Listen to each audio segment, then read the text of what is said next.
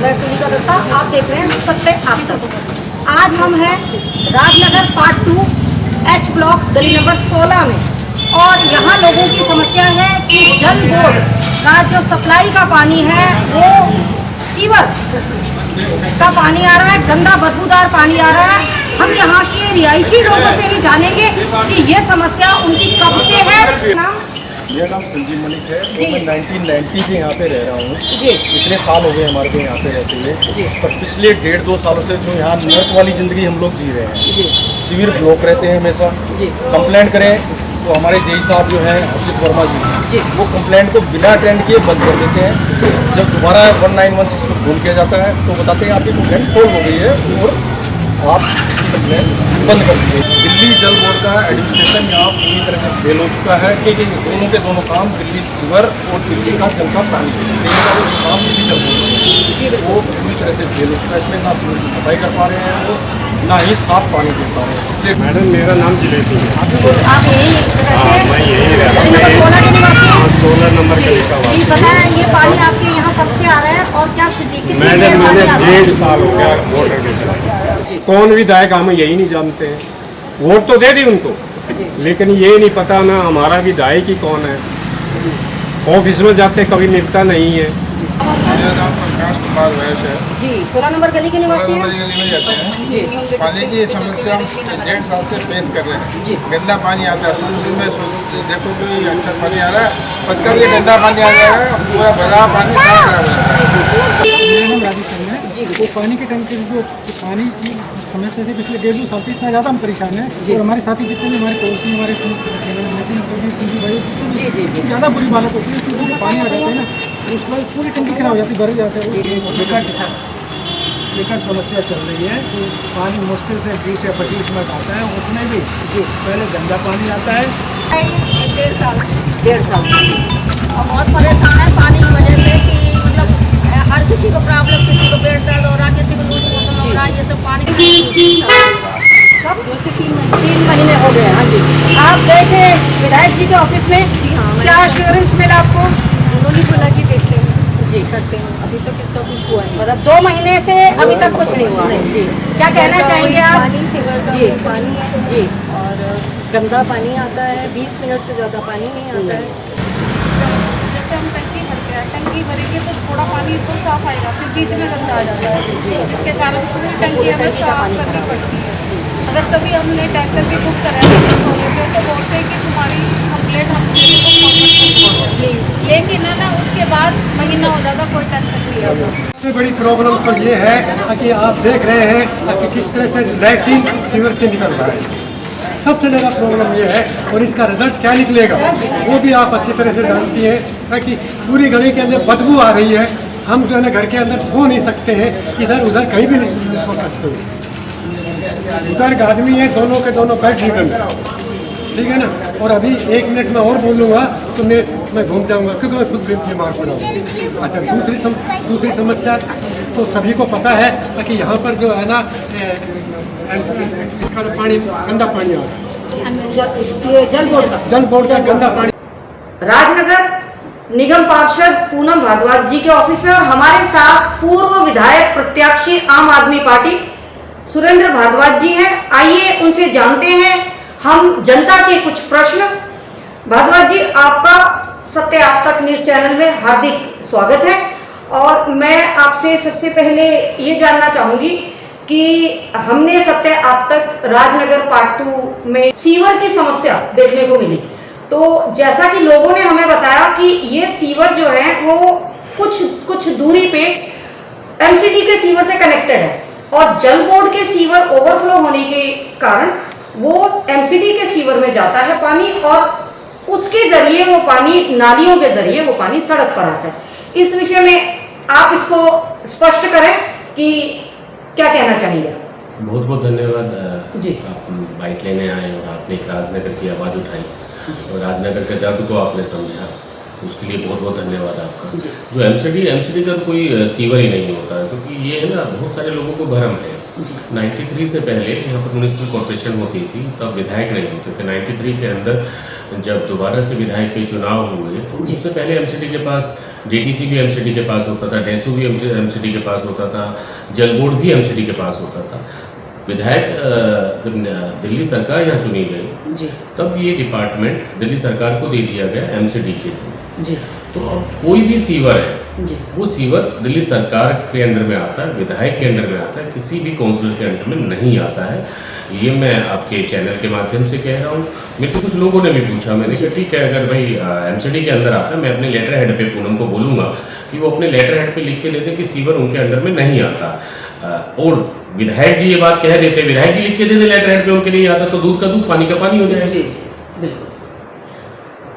भारद्वाज जी, एक समस्या और है जो कि जनता ने हमें बताया है, एमसीडी की जो कूड़े की गाड़ी आती है वो गाड़ी बहुत ही जल्दी से निकल जाती है और लोग जो हैं उसके उनको गाड़ी के पीछे भागना पड़ता है। तो हम आपसे गुजारिश करेंगे कि इस पे आप थोड़ा सा संज्ञान लें। बिल्कुल। अगर पहली बात तो मेरे लगभग ड्राइवरों को उनको पॉइंट्स दे रखे हैं। गाड़ी राजनगर में आप भी स्पीड से नहीं चला सकते हैं, तो आप समझ सकते हैं कि कितना कंजेस्टेड है। तो गाड़ियाँ तो धीरे ही चलेंगी। हो सकता है कि कोई बाई चांस किसी कारणवश कूड़ा ना डाल रहा हो, क्योंकि 5-5 मंजिल के फ्लैट्स हैं, उसको करने में टाइम लगता है, या उसके कानों तक वॉइस नहीं जा पाती है, तो वो कहीं इक्का दुक्का समस्या हो सकती है। फिर भी मैं ये कहता हूँ अपने पूरे राजनगर निवासियों को कि उनको किसी भी तरह की कोई दिक्कत है, कहीं भी आती है, तो लगभग 90% के पास पूनम भारद्वाज जी का नंबर है, मेरे ऑफिस का नंबर है, मेरा घर भी वही है, मेरा ऑफिस भी वही है। वो ऑफिस में आके कंप्लेंट करें, उनको दोबारा शिकायत का मौका नहीं है। जी। अभी हम राजनगर की 5, 6 और 3 गलियों में गए थे और जैसा कि आप भी जानते हैं, आप भी वहाँ गए थे और आपने अपने बिहाफ पे, जो कि आपका जुरिडिक्शन तो है लेकिन आपका काम नहीं है, एमसीडी का काम नहीं है, लेकिन आपने फिर भी जल बोर्ड के सीवर को अपने पर्सनल बिहाफ पे आपने उसको साफ कराने की बात कही। तो इस विषय में आपका काम जो है काफ़ी अप्रिशिएबल है, आप क्या कहना चाहेंगे? नहीं, मेरी एक मानवता के आधार पे एक प्रतिनिधि जो होते हैं या पक्ष और विपक्ष, उनके काम करने की जिम्मेदारी है। अगर पक्ष नहीं होता तो विपक्ष की ये दायित्व बनता है कि उस आवाज़ को उठाएं। मैं वहाँ पर गया, पिछले 4 महीने से सुना, और आपका चैनल ही देख के मैंने आपकी रिपोर्ट देखी, जिसके अंदर वहाँ पर काफ़ी आपने अच्छा रिपोर्ट किया था। तो उसके बाद मैं वहाँ गया तो मैंने लोगों से पूछा, तो उन्होंने कहा कि 4 महीने से सीवर यहाँ पर पानी बाहर निकला है, सीवर जाम है, हम बार बार विधायक के ऑफिस जाते हैं और वहाँ पर कोई सुनवाई नहीं होती। इस बीच में मेरे पास एक दिल्ली पुलिस से रिटायर्ड है सब इंस्पेक्टर से, वो मेरे पास कल आए थे। उन्होंने कहा कि भारद्वाज जी वहाँ पर तो हमारी कोई सुनवाई हो नहीं रही है, उल्टा मुझे ये कहा जा रहा है, बुजुर्ग आदमी 65 प्लस उनकी एज है, कि आपने मीडिया क्यों बुलाया, आपने वहाँ पर हाय क्यों लगवाई, अब जब तक पूरा जी ब्लॉक माफ़ी नहीं मांगेगा हम काम नहीं करेंगे। तो मुझे बड़ा फील हुआ कि मेरे राजनगर निवासी वाले तो माफ़ी नहीं मांगेंगे। मैं वहाँ गया और मैंने उनको बोला कि आपका 3 दिन के अंदर ये क्लियर मैं कराऊंगा। आरडब्ल्यू के लोग भी थे, कुछ ममता बेकरी के पास है, अच्छा काम कर रहे हैं, उन्होंने भी राजनगर की आवाज़ उठा रहे हैं, तो उनके ऊपर भी गलत ब्लेम लगाए, उनसे भी उनके जो विधायक के प्रतिनिधि हैं वो झगड़ा करने लगे। विधायक के प्रतिनिधि हो या विधायक हो, उनसे जनता से कभी झगड़ा नहीं करना चाहिए। जनता अपनी, अगर मान लो अपने प्रतिनिधि को आप अपनी बात नहीं बताएंगे, अपना दर्द अगर अपने विधायक को नहीं बताएंगे तो आप किसको बताएंगे? मैंने कहा मेरे राजनगर वाले माफ़ी नहीं मांगेंगे। उसको माफ़ी का एक और रीजन है इसके अंदर। तो मैंने कहा मैं देखूंगा, ये आपका 1 हफ्ते लगातार यहाँ मैं देखूंगा और मैं एक्सप्लेन कराऊंगा। तो आज मैंने कराया भी। इससे पहले भी एक इंसिडेंट हुआ बिजवासन गाँव के, कुछ लोगों के यहाँ पानी की समस्या थी, तो वो पानी के लिए गए।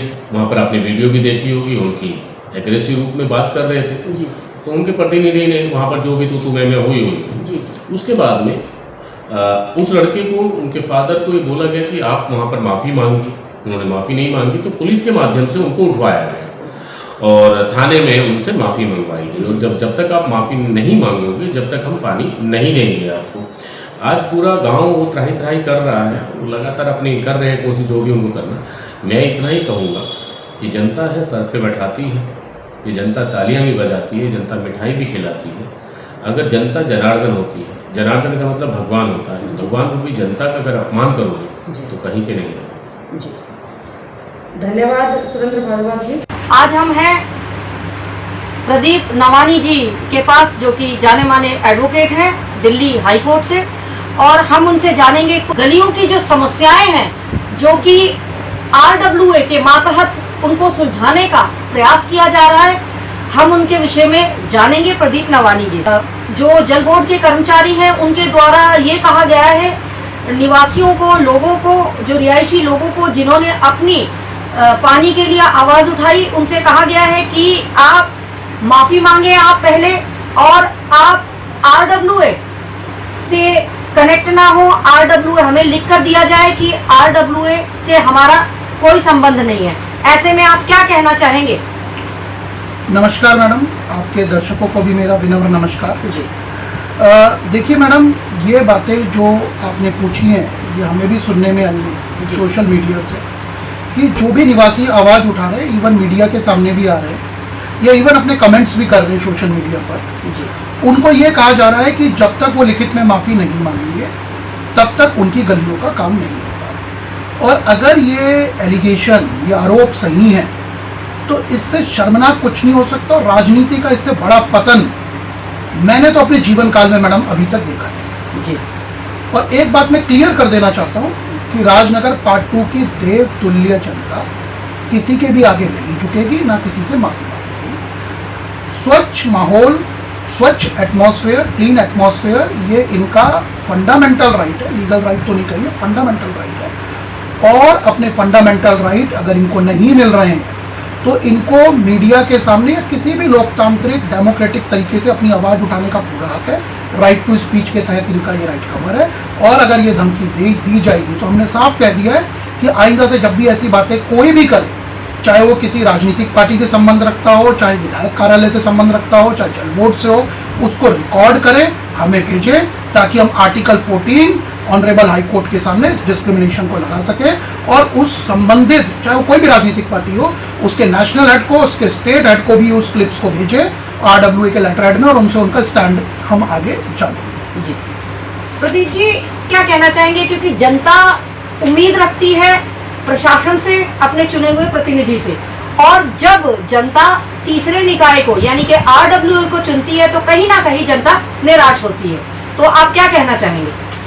मैडम, जब भी किसी सिस्टम के खिलाफ चुने हुए अधिकारी, चाहे सिस्टम हो, चाहे चुने हुए हमारे नेता हो, चाहे दिल्ली जल बोर्ड हो, कोई भी सामाजिक बॉडी अगर आ रही है बीच में, तो ये अपने आप ही क्लियर है कि इनका सिस्टम फेल हो चुका है। दूसरी बात मैडम, जहाँ तक बवाल की बात है, विद ऑल ड्यू रिस्पेक्ट, विनम्र तरीके से मैं इसको एडमिट करूँगा, जहाँ भी रेजिडेंट्स वेलफेयर एसोसिएशन निवासियों की शिकायत पर जाती है, अचानक से वो गली लाइमलाइट में आती है, मीडिया कवरेज भी होती है, इवन अपोजिशन के चक्कर भी लगते हैं, और MLA ऑफिस से लगातार फ़ोन आने शुरू हो जाते हैं, चाहे वो धमकी के लिए आए, चाहे वो किसी और के लिए आए। पर अचानक से एक मूवमेंट शुरू होता है, और उस मूवमेंट से अगर हमारे निवासियों को लाभ होता है और उनकी समस्याएं ठीक होती हैं, तो ये हमारे लिए सौभाग्य की बात है। हमारी जो रिपोर्ट है सत्य आप तक की रिपोर्ट के बाद वहां पर पूर्व प्रत्याशी विधायक आम आदमी पार्टी सुरेंद्र भारद्वाज जी गए, वहां जाके उन्होंने अपने बिहाफ पे सीवरेज की सफाई करवाई, जो कि उनका काम सराहनीय है। तो क्या कहना चाहेंगे आप? देखिए मैडम, हमारा तो किसी भी व्यक्ति विशेष से कोई दुश्मनी, कोई एनिमिटी है जी। अगर भारद्वाज जी ने काम किया, और मैंने देखा भी है, वाकई ये काम सराहनीय है कि वो जनता के लिए खड़े हुए, और जो उनका ज्यूरिडिक्शन नहीं भी था उन्होंने वहाँ पर काम किया। कोई भी व्यक्ति अगर ऐसा काम करेगा तो सराहनीय है। धन्यवाद करते हैं प्रदीप नवानी जी आपका।